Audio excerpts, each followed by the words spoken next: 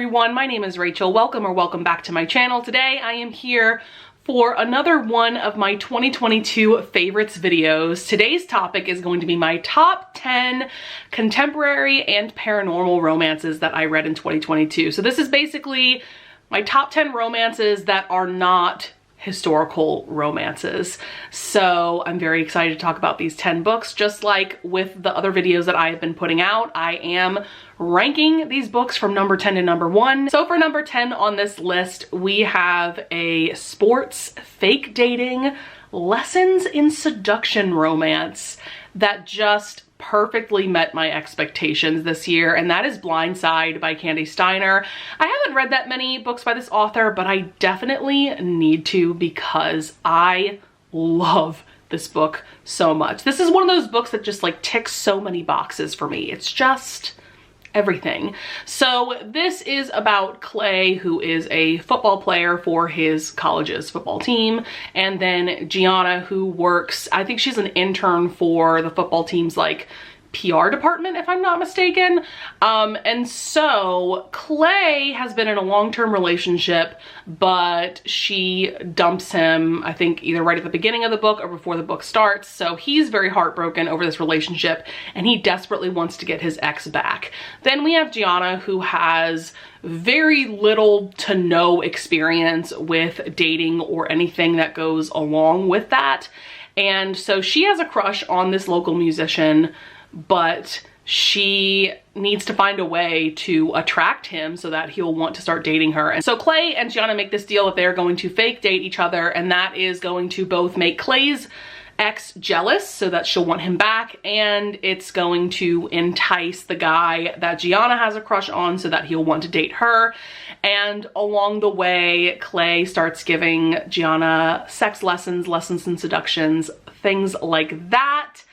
And this book was just so much fun. It's just new adult sports romance, fake dating perfection. It gave me absolutely everything that I wanted. Clay Johnson can get it any day of the week.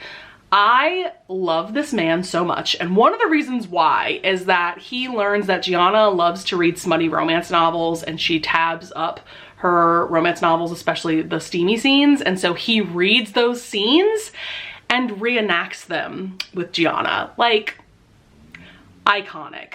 Oh my goodness. And I also just love the way that these two fall for each other and the way that they treat each other. Like, not only is Clay very swoony and hot, but I really loved the way that Gianna treated Clay. She's just very sweet. She has a very soft strength to her, and I related to her a lot. She's a wonderful character. For number 9 on this list, I'm actually just now realizing that all of the books on this list are indie published or are fan fictions. And I think that that's very telling. I have been very underwhelmed this year with most of the traditionally published contemporary romances that I've been reading. They're just not serving what I want. So this just goes to show indie romances are spectacular. This next book actually did recently get picked up by a publisher, but when it was first published, it was indie. And this is a wonderful, actual hate to love romance. I am getting so sick and tired of books being promoted as like enemies to lovers, hate to love, when the characters at most like kind of dislike each other. But these two actually hate each other, and this served everything I wanted. That is Twisted Hate by Anna Huang. So this is a romance between Josh, who is a doctor, and Jules, who is, oh yeah, she's working on passing the bar exam, becoming an attorney. And so they have hated each other for quite a few years, ever since Jules first became friends with Ava, who is Josh's younger sister. So one night their animosity like explodes into this night of passion. And so they realize that they're very much compatible with each other in the bedroom. And so they decide to start this enemies with benefits situation. And oh my God, this is just everything to me. And this is kind of a chunky book. It's like 500 pages, but I really do think that we needed all of that page time to really develop this relationship from the two of them absolutely hating each other's guts to, by the end, getting their happily ever after. I will say this romance gets very messy. I mean, like I said, it's a true hate to love. It's gonna get messy. And there were some points where Josh said some pretty unforgivable and cruel things to Jules, like during the third act breakup. But I do think that he groveled enough at the end, and this is just one of the most unique romances that I read this year. I need more of these like actual hate to love romances in my life. So if you have recommendations, please leave them in the comments below, but I cannot recommend this highly enough. I don't think you need to read the first 2 books in this series to enjoy this book, but I have read Twisted Games, which is book 2, and I did really enjoy it. So for my number 8 spot on this list is my favorite book of the series that I've read so far, and that is Psycho by Onley James. This is book 2 in her Necessary Evil series. So this is a dark serial killer romance series that centers around this Dr. Thomas Mulvaney and how when he was a lot younger in his career, he adopted these, I believe, 6 or 7 boys that are all psychopaths, and he raised them to be vigilante serial killers. So each book is a romance with a different Mulvaney brother. So this one's about August Mulvaney, who is a professor at a college, and Lucas Blackwell, who is also a professor at the same college, but Lucas once worked for the FBI, and he is a clairvoyant. So basically he can see visions by either touching a person or an object. Like, his ability is absolutely insane. And so now he's hiding out working for this college because he discovered that one of his co-workers is a serial killer. And so that co-worker has been after him ever since. And so the meet cute in this is amazing. So Lucas accidentally bumps into August, and he has all of these visions of just blood and murder and things going from there. August is just absolutely obsessed with Lucas, and he has no idea why. He's never felt this way about someone before. And the dynamic between these two was just amazing. I just couldn't help but feel just completely invested in their romance from like the moment that they met. And every book in this series has a really compelling mystery suspense element to it. Also, this is a random tidbit, but I think this is something that's going to entice more of you to pick up this book and this series if you haven't already. So there is a part in this book where Lucas and August talk about a sexual fantasy that August has. It's like a teacher-student scenario, and they play that out in the epilogue. And I can't tell you how many romance novels I've read where the 2 main characters talk about a fantasy and we never get to see it play out on page. So the fact that Onley James went there and gave us the fantasy, and even though these are dark romances, Onley James still manages to make these incredibly sweet and sexy at the same time, and also kind of wholesome somehow, because there is that found family aspect to it, and it's just done so well. I cannot wait to read the rest of the series in 2023 because the 7th and final book, Maniac, is coming out in January, and I cannot wait to read it. So for number 7 on this list, we have a book from one of my all-time favorite, if not my all-time favorite, paranormal romance series. So that is Witches Get Stitches, which is book 3 in Juliet Cross's Stay a Spell series. I do want to give an honorable mention to Always Practice Safe Hex, which is book 4 of the series. I also read that this year and really, really loved it, but for some reason I have more of an emotional attachment to Violet and Nico's romance. So this is about Violet Savoy, who is one of the Savoy sisters. They are witches. This takes place in New Orleans, which I love because I am also from New Orleans, and I love that setting mixed with the paranormal element. I just think that it meshes so well together. So we have Violet and then Nico, who is a werewolf shifter, and they kind of have like a one-night stand-ish at the very beginning of the book, and from then on Nico is just absolutely obsessed with Violet, and he is going to do anything and everything that he can to have her. And we love an obsessed hero, you know? Their romance had been built up since book 1, and I really think that Juliet served us everything that we could have wanted for Violet and Nico's romance. Also, I mean, Nico can get it any day of the week, and I just adore how hot this series is because these books truly give you everything you could need. You have the small town element, the paranormal element. There's also a mystery suspense plot in every book of the series, and these books are incredibly hot. And just the chemistry between these two was absolutely sizzling, and this was just a beautiful and tender romance at the same time. So can't recommend this series highly enough, and I'm pretty sure this is my top favorite book of the series so far. For number 6 on this list, we have my favorite book in one of my favorite romance series that I read this year by one of my new favorite romance authors, and that is Broken Vow by Miss Sophie Lark. This is book 5 in the Brutal Birthright series, and I'm gonna be that person to tell you, you have to read the first 4 books in this series before getting to this one. I know, but trust me, it's worth the wait. So this is a mafia romance series that essentially centers around 2 different mafia families. We have the Griffins, who are an Irish mafia family, and the Gallows, which are an Italian mafia family. This takes place in Chicago. And so this story in particular centers around Riona Griffin, who is a part of the Griffin Irish mafia family. She is a lawyer, and we see at the very beginning of this book, somebody is trying to kill her. So her family enlists the help of Raylan, who used to work in the military, to be her bodyguard. So what we have is an icy, grumpy heroine with a sunshiny, charming hero. There are so many things about this book that just ticked so many of my boxes. I adore the bodyguard trope. I thought that the romantic suspense element of, you know, someone being after Riona was just so well done.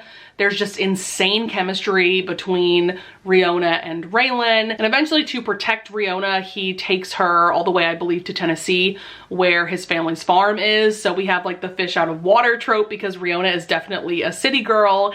And there was also some surprise BDSM. And there are 2 sex scenes in this book that live in my head rent-free. That's just how distinctive and amazing they are.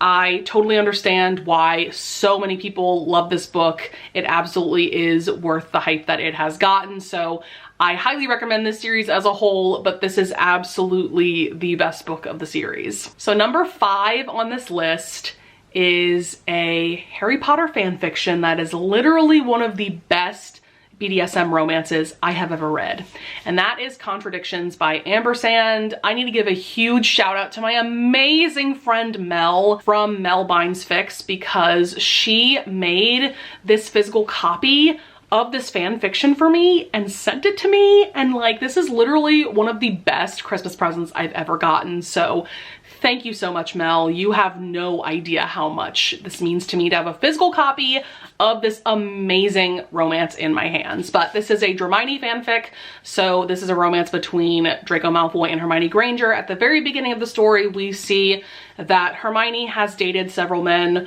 over the years, and she is just at a point where she's sexually frustrated. She's never been able to find true pleasure with a partner, and so she decides to look into this very exclusive sex club to see if she can meet someone who will meet all of her needs. So she ends up getting matched up with a dom. This is a dominant submissive romance, and the dom happens to be Draco.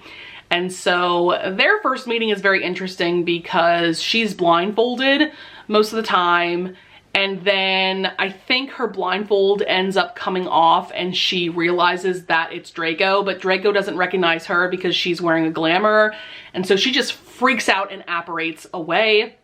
And so Draco shows up to her work. She works at the Ministry of Magic, and he basically convinces her to give this relationship a shot. And when I tell you this is one of the most intense and hottest things that I've ever read, I am not exaggerating. And you can tell that the author really did their research in terms of dominant and submissive relationships and BDSM in general. And I just think that this is a wonderful introduction into what all of that really is. And Draco in this is like the most swoony hero ever. Oh my god. And the praise kink is immaculate. It's pretty great. There's also this really interesting mystery plot going on having to do with how Draco is now working for the Ministry of Magic, and I thought that that worked really well with the romance plot. It doesn't completely overshadow the romance, but it's just featured just enough, you know what I mean? So I can't recommend this highly enough. It makes me sad that this is a fan fiction because that means that the author can't make any money off of it. I will have a link to this fan fiction down in the description below. I typically use Archive of Our Own. I find that that is the easiest site to use when it comes to downloading fics onto your Kindle. For number 4 on this list, we have an incredible mafia romance duet. And that is the Anti-Heroes in Love duet by Gianna Darling. This is book 1, When Heroes Fall, and book 2 is When Villains Rise. So this is probably the only mafia romance that I can think of where the hero is a mafia boss, but yet he's very sunshiny and charming. And Elena, our heroine, is actually the grumpy character, and this vibe was just everything to me. So we have Elena. She is an attorney. She is working on the team that is defending Dante, our hero. He is being put on trial for a murder that he did not commit.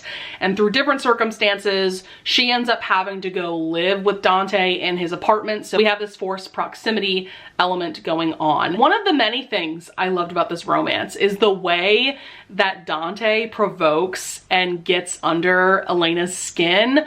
I love shit like that. Like, it actually gave me slight vibes of Rhysand from the ACOTAR series, the way that he would kind of get under Feyre's skin, like, you know, towards the beginning of ACOMAF.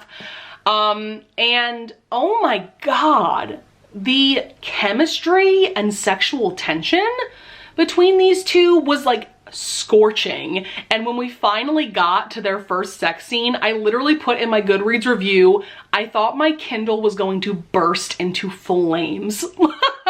Like, whoa, whoa, whoa, whoa. This romance is just next level. I also have to give a shout out to Gianna Darling's writing style. It's very beautiful and lush. Also highly recommend the audiobooks. I thought that the narrators did a fantastic job of narrating Elena and Dante's POVs. I somehow loved book 2 even more than book 1, which I don't even know how Gianna Darling did that because I already loved book 1 so much. And I think that it can be hard for an author to keep a romance story interesting if that romance is taking place over the course of more than one book. And I think that Gianna Darling just did it so well. Also, this is kind of a spin-off of her Enthralled duet. I need to read that duet now that I'm thinking about it. And I have to give a shout out to Tori from Novel Life because I would not have picked up this duet when I did if not for her, because we did a collab earlier this year where I read some of her favorite books and she read some of my favorite books. I will link my vlog up in the cards above.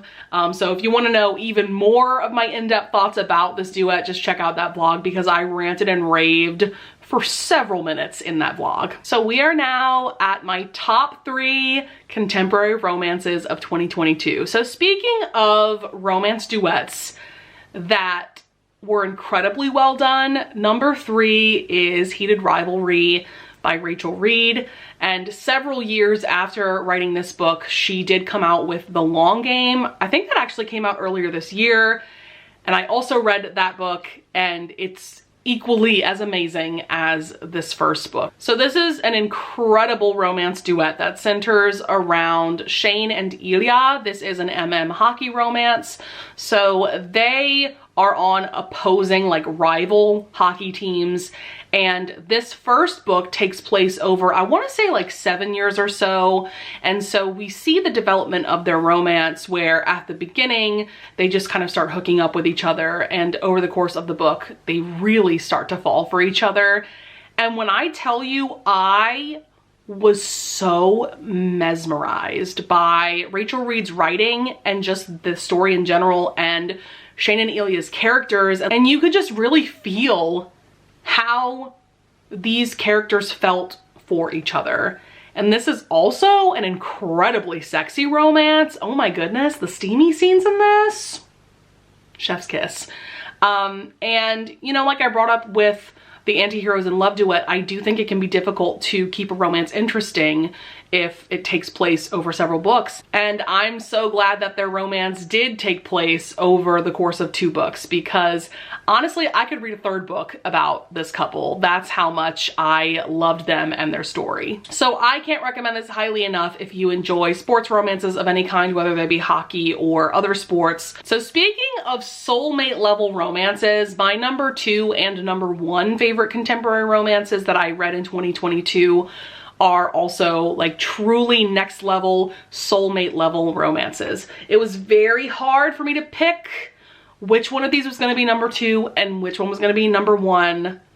But in the end, for number 2, I decided to go with Real by Kennedy Ryan. So this is a book that I buddy read with Victoria, and I'm so glad that I did, because this is one of those books that you absolutely need to read with someone. You need to be able to discuss this book with someone, because it's just so epic, and like there's so much going on in this story. And one of the things that stuck out to me when I first started this book, by the way, I've only read a couple of other books by Kennedy Ryan. I read her Grip trilogy, and I really enjoyed that. But I knew that this was going to be a very different story, so I didn't really know what to expect going in. But literally the first paragraph that I read, I had this urge to just start underlining and annotating this book, which I hardly ever annotate books. The only books that I annotate are like high fantasy books, where I like need to be keeping track of like world building and characters and magic and all of that. So the fact that I like had to get up off of my couch, go get my annotating pen so that I could continue reading this book should really tell you something. But this is a romance between Canon, who is a film director, and Neva, who at the beginning of this book, she is a stage actress. Specifically, she is understudying a lead role on Broadway, and Canon ends up seeing a performance of Neva's when she is filling in for the main actress. And so Canon is working on this biopic of this woman, Desi Blue, who was a black jazz singer back in like the 1930s and 40s. But her story, like so many other artists of color, her story has been buried by time and history, and so he wants to make a biopic about this woman so that more people know her story. And he realizes that Neva is truly the perfect choice to play Desi in this film. There's also a forbidden element to their romance, because Canon has had a romance with an actress in the past, and that like blew up in his face. So he's definitely keeping himself distanced from Neva, and Neva's keeping herself distanced from Canon because she doesn't want to cross any professional lines, you know? And so this story combines like their epic and amazing and beautiful and sensual romance, but we also get to see excerpts from the Desi Blue film script, and it feels like these are like flashback scenes. It feels like we are actually there with Desi and the other characters. Those kind of scenes actually gave me vibes of The Seven Husbands of Evelyn Hugo, and how that book time jumps between the past and the present. And also Neva is dealing with lupus, so there is chronic illness representation in this as well. So this book combines so many different elements, and it's just incredibly done. Also, shout out to the audiobook, because it's amazingly done. There is music that's incorporated into the story because Desi was a jazz singer, and so if you get the audiobook, you get to hear that music and those songs. So I personally recommend having a physical copy in front of you and listening to the audiobooks so that you can underline all of Kennedy Ryan's amazing writing, and you can enjoy the performances of the voice actors on the audiobook. So wow, I'm so glad that I finally picked this book up this year. This book has been on my TBR since it came out, and I was scared to read it because I knew this was going to be an emotional story, but oh my god, was it worth it. And I'm so excited because this is book 1 in the Hollywood Renaissance series, and Kennedy, I believe, just started writing book 2, and I cannot wait for when that book comes out. All right, guys, we have made it to my #1 favorite contemporary romance that I read in 2022. Just thinking about this book is making me very emotional. That is Behind the Bars by Brittany Cherry. Oh my God, this book. This book completely broke me and put me back together by the end. This is a stunning friends to lovers second chance romance. So we have Jasmine and Elliot, he also goes by Eli, and they first meet when they're in high school, and they immediately become very close friends, and they definitely start falling for each other. But there are 2 really big content warnings that you guys need to know about before going into this. There's some very intense and cruel bullying going on. There's this group of guys that are just horrible to Eli, and Jasmine is doing whatever she can to protect him, but she can really only do so much. And so because of different circumstances, Jasmine ends up moving away to London, and then Eli is left behind. This takes place in New Orleans, by the way, which the setting of this was just like perfectly written. Like, you could tell that, I don't know if Brittany Cherry is from New Orleans, but she has at least like visited the city. Like, she knows the vibe of New Orleans, you know? And so anyways, Eli is left behind. And so there is a very traumatic and violent death that happens on Paige. And because of this death, it completely changes Eli as a person. You know, at the very beginning of this book, he was just so, you know, the sweetest and swooniest, like, cinnamon roll hero. And then because of this awful event, he becomes just a shell of himself, and he closes himself off from just any emotion. And he gives up music. That's one of the things I adore about this book, is how much music plays a role, because Jasmine is like a soul R&B singer, and Eli plays the saxophone, and so he ends up giving up music altogether. And eventually Jasmine comes back to New Orleans, and she has no idea what has happened to Eli and his family. And so she just goes to seek Eli out, and she realizes that he is completely different. And so the journey that these 2 characters go on, I don't even know how to put it into words. Like, Brittany Cherry knows how to write an incredibly emotional romance. You can't help but root for these 2 people to get together. There's just so much angst and pain, but also so much beauty in this romance. And the way that these 2 characters find their way back to one another is nothing short of immaculate, in my opinion. I cried so much while reading this book. There was a point towards the end where I was just sobbing like a little bebe. Nobody writes romance like Brittany Cherry, you know? And I don't think I'm ever gonna read a book quite like this ever again. I can't recommend it highly enough. I need to read more from Brittany Cherry, but I have to be in the right mindset, because like, her books are gonna break you. That's just what you have to be ready for when you go into them, you know? So with all of that being said, that is going to be it for my top 10 favorite contemporary and paranormal romances that I read in 2022. I would love it if you guys would leave a comment down below if you want to discuss any of the books that I brought up, or if you want to give me or anyone else who's watching any recommendations. I always love having discussions with you guys in the comments. I would also love it if you would leave a like and subscribe, and I thank you so much in advance if you do, and I will see you guys in the next video. Bye!